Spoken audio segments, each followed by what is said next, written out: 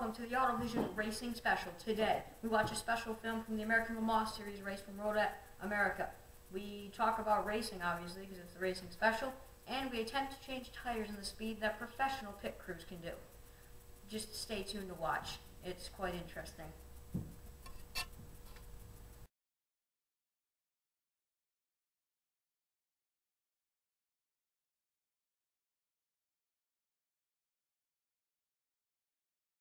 Yeah. Where's the wall? Here-ish. Go.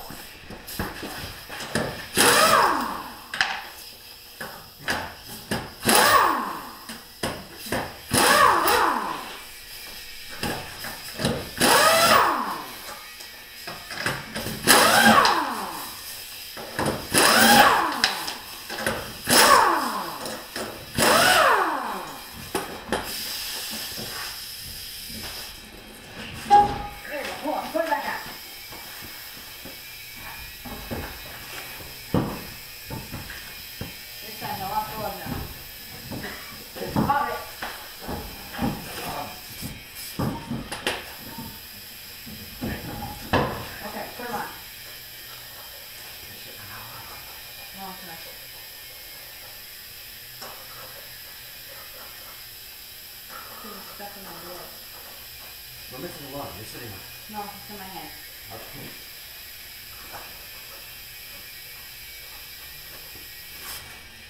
Should I switch it?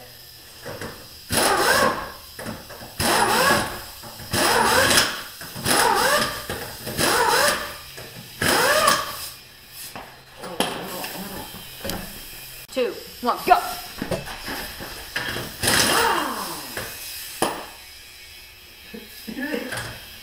Oh my God! Wrong one! Okay, we're gonna leave it or something. That was 14 seconds, so we have to take it off one. That counts as practice. 3, 2, 1, go!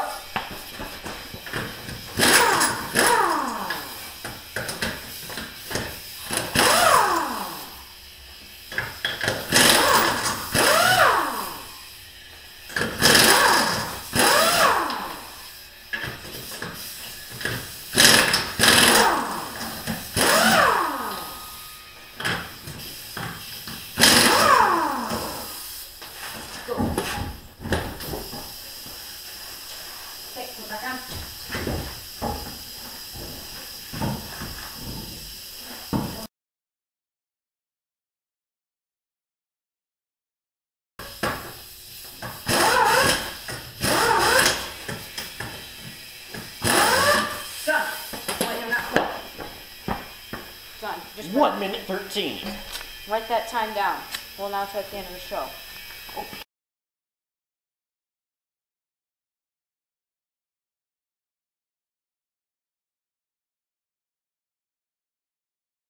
Start at the beginning. When Viper first came out, it was the greatest road race car ever, even beating prototypes at the 2024 Hours of Daytona. But now they're back. The greatest car to ever race is back. And at the New York Auto Show this year, the new Viper GTS and Viper debuted under SRT brand. It was soon found out that they are now running a car, that they were preparing and now running a car for American Le Mans Series. Early testing showed that it was very promising. Two cars, the number 93 Pennzoil and number 91 Forza Motorsport car, are preparing to go up against BMWs, Ferraris, Corvettes, and Porsches in the incredibly tough GT division. Early on, before the race began at Road America, we had to remember what was about to take place. In the Viper's first Enduro, its first test at Le Mans, during the reconnaissance laps, they were really, obviously, as you would be able to know, they were nervous. This was their one chance to show what they could do and what this team was ready to accomplish. What would happen then? In the 91 car, Dominic Farnbacher and Kuno Whitmer. In the number 93 car, Tommy Kendall and Mark Goossens. Our base would be at the end of the front straightaway, just heading into turn 1. The start of the race here, this is where the most action would be early on. And the only thing we could wonder was what would Viper do today.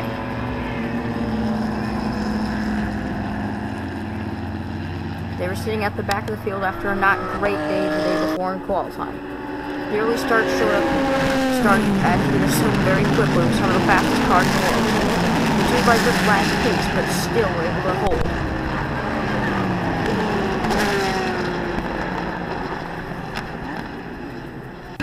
The race continued to fight on, and early on, it proved that it was going to be a tight battle around. The Vipers had showed some difficulty, but so had other cars throughout the week. In fact, even Corvette, like at Le Mans, began to have some issues throughout the day.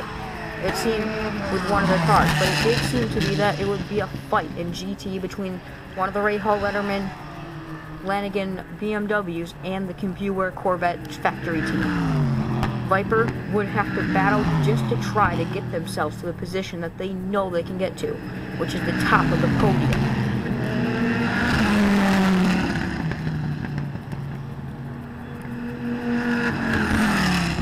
The Vipers, sounding like classic Vipers, continued to show strongly. So, to get a better perspective on the race, we then moved to the top of a hill. The top of the hill. This hill overlooks the final two corners as the cars wind their way then onto the longest straight in North America.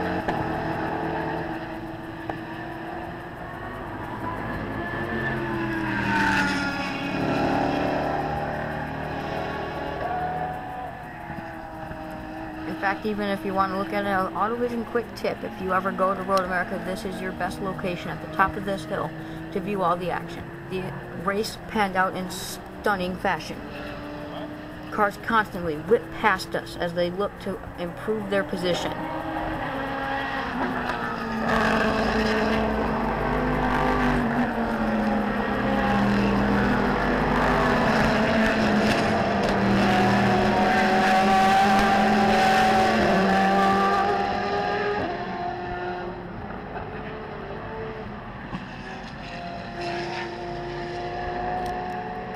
Then, disaster. Tommy Kendall lost control of the 93 car at the exit of the third corner.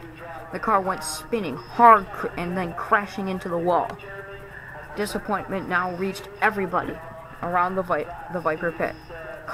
Full course caution was called as the car was slowly put up on the lift and then taken away back towards the garage.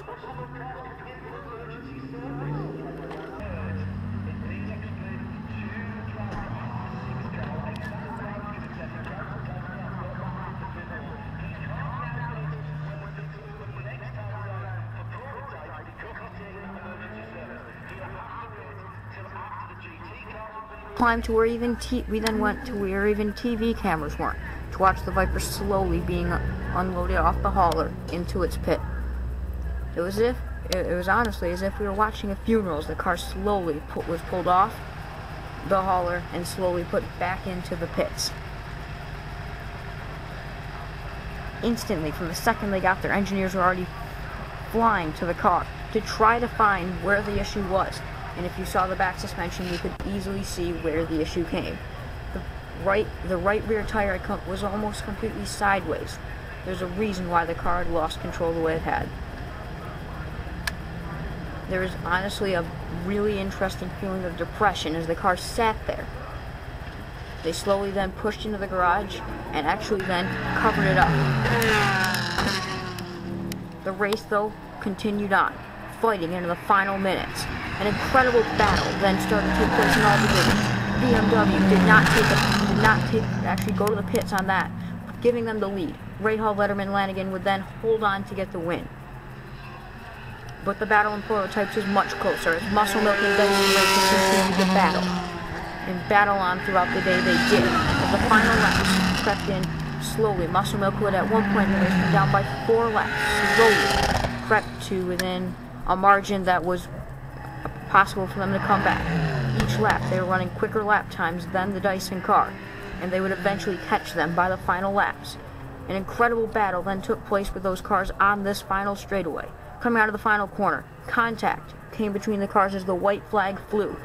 The Muscle Milk car going side by side, but that would not be enough as Dyson would get that by in the first corner of the final lap. Then on the final corner of that lap, with a checkered flag flying, white flags for the rest of the cars, Dyson Racing by the smallest margin in American Le Mans Series history got the win.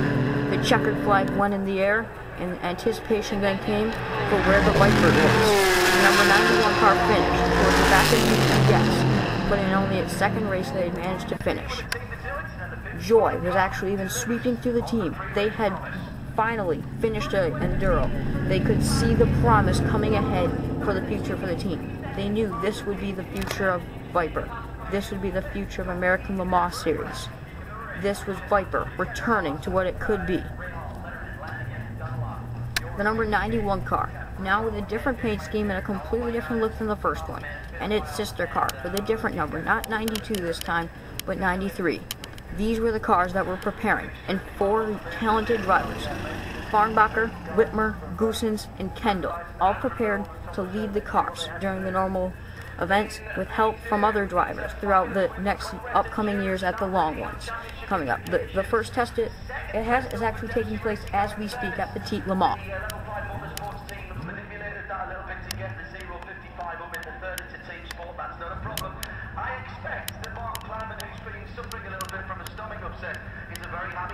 And with that, it's now time to do racing news. But I'm sure first you probably have to make some comment about my Viper comments. Yes. Let's get started. Okay, you said in the film that the Viper is the best race car. Name one that was better in terms of championships.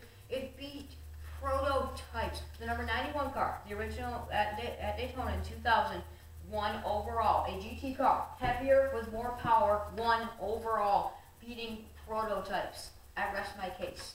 Okay, yes, I see your point, but it just lacks the passion and the soul that other classic race cars. Do you think that Orica didn't build? You think that Orica didn't and Riley now aren't building those with passion and soul? No, I really don't. You should talk to some of those guys then. Yeah, I believe that they put forth their effort, but it just doesn't. It doesn't make me feel as good when I Let's think just get of it. started. Oh, fine. We start off tonight with the American Le Mans, the Grand Am. So Audi won at Le Mans over Toyota. Toyota had quite a bad crash. Yeah, let's actually, I'll show you a picture of that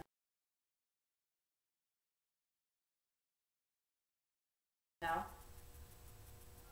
Okay, and yeah, as you can see, the Toyota car kind of flips end over end at the end of the Mulsanne straight. Yeah.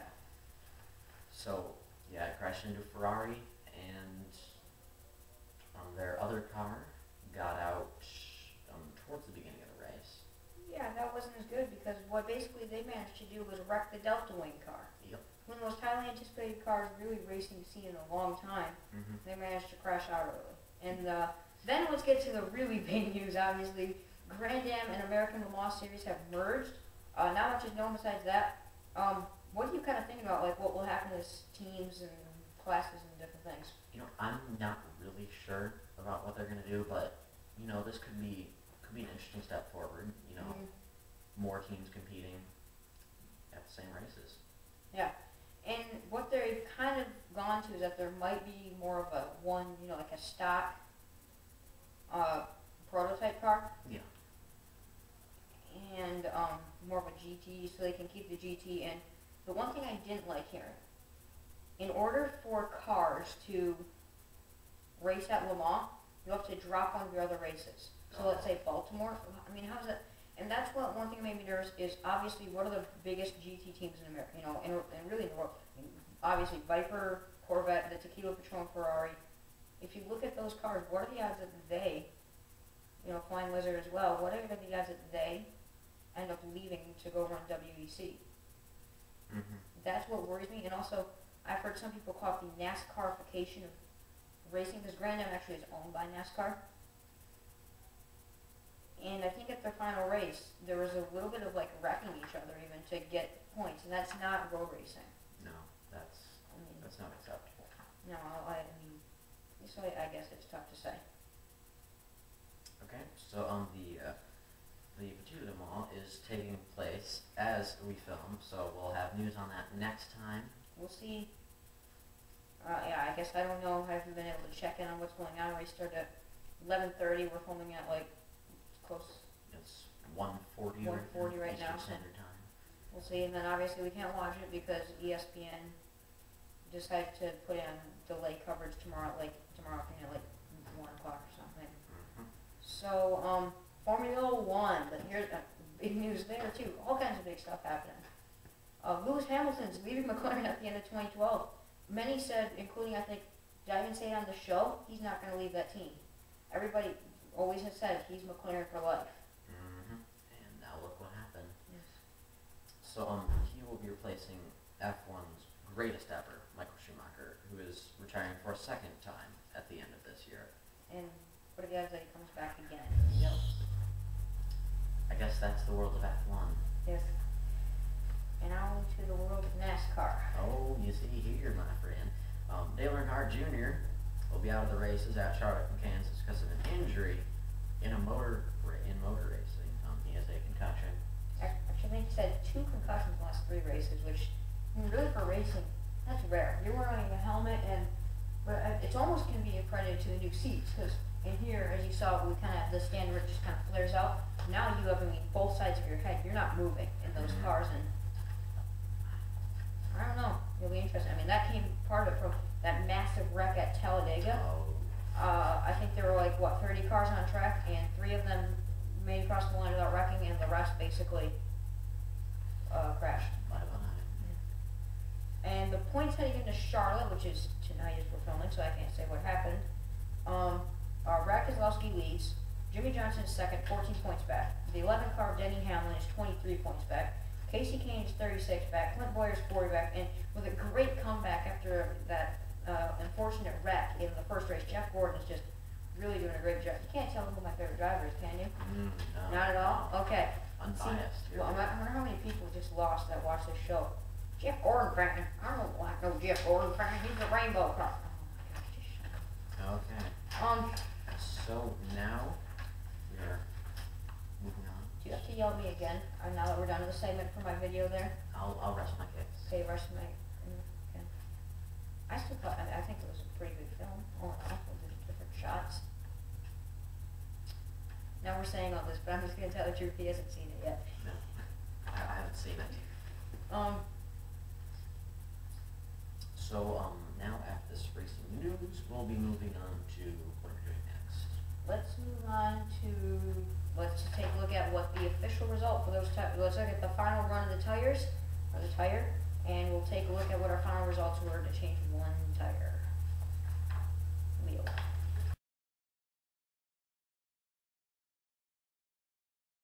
Ready, you count us down. 3, 2, 1, go!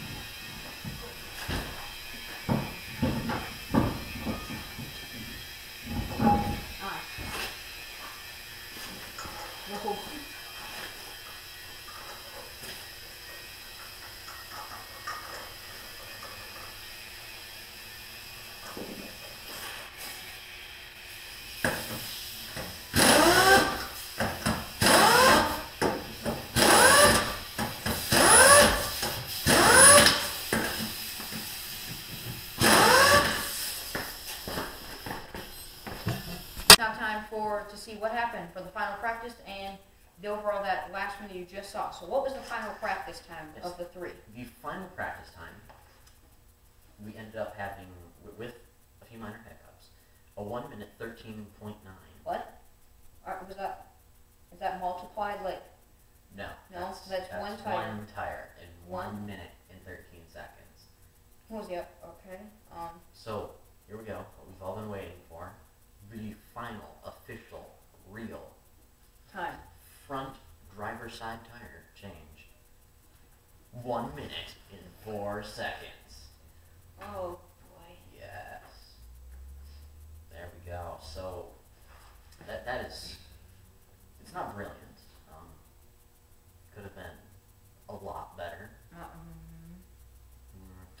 Yeah, so, but we did improve 9 seconds off our practice time. So if that was F1, we'd have the tires changed, what, 5 seconds before our car got up to the pits? Something like that, yeah. That's incredible. So I guess that's a great way to leave it. Yep. Remember, you can order, go to the product section, you can order a sweatshirt, t-shirt, whatever like this, and other products. Remember to continue to visit our new website, concordnetworks.webs.com. Anything to say? I think that's all for tonight. We'll see you next time. Thanks for watching Autovision. Bye-bye.